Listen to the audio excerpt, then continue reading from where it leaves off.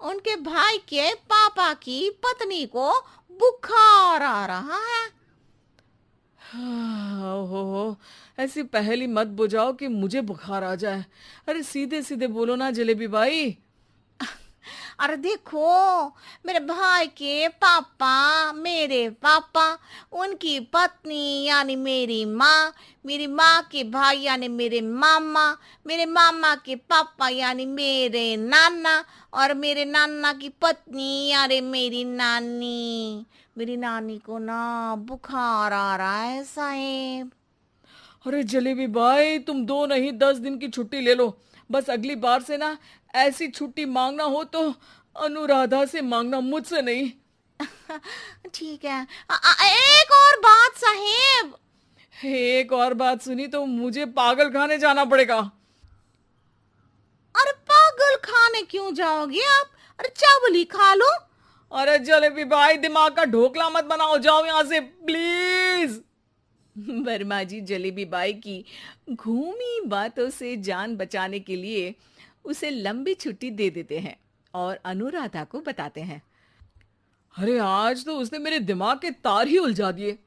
कितना घुमा घुमा के बात करती है जलेबी बाई। अरे तुम कहो तो मैं तुम्हारा हाथ बंटवा दूंगा घर के काम में, लेकिन जलेबी बाई को तो और झेल नहीं सकता मैं भाई। अरे शांत हो जाओ, मैं संभाल लिया करूंगी उसे। लोड मत लो आप उसका।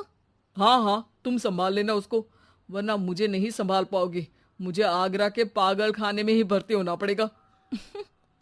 आगरा क्यों जाना?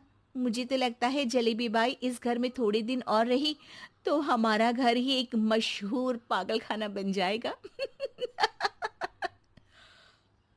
तो दूसरी काम वाली ढूंढ ले क्या?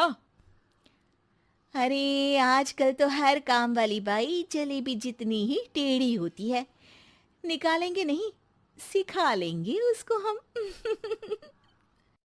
लंबी छुट्टी के बाद जलेबी बाई घर आती है।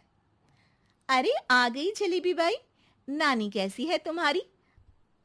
और वो जो 2 के पहले आता है और जो 0 के बाद आता है।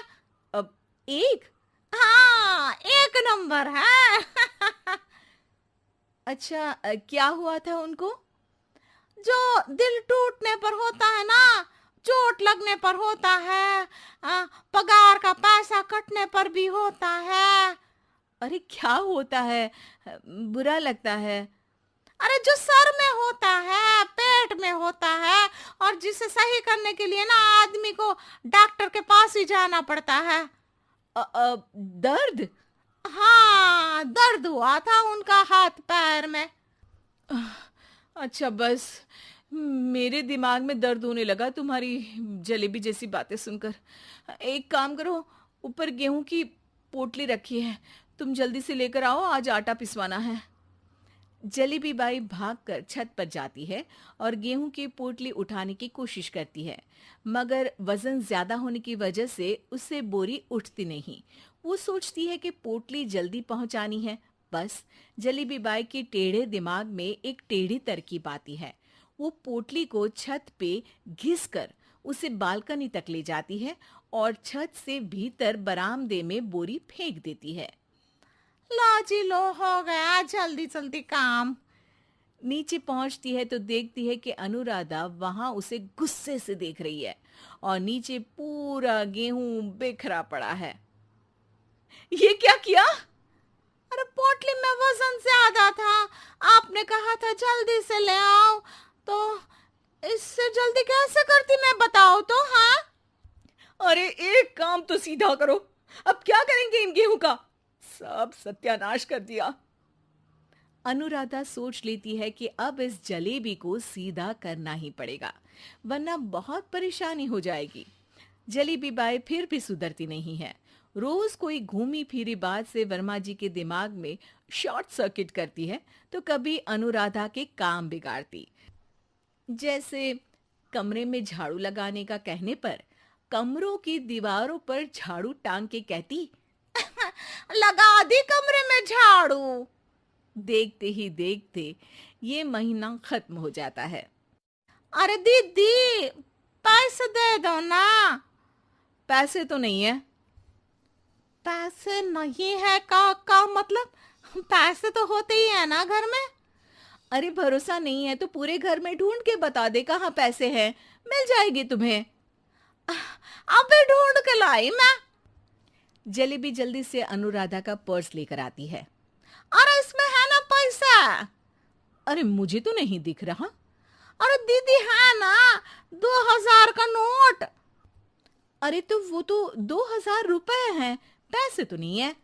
अरे दीदी दे दो ना, जल्दी घर जाना है, आज मेरी तारीख है। अरे पक्का आज तेरी तारीख है? हाँ दीदी आज मेरी तारीख है, आज ही तो पगार लेती हूँ ना मैं।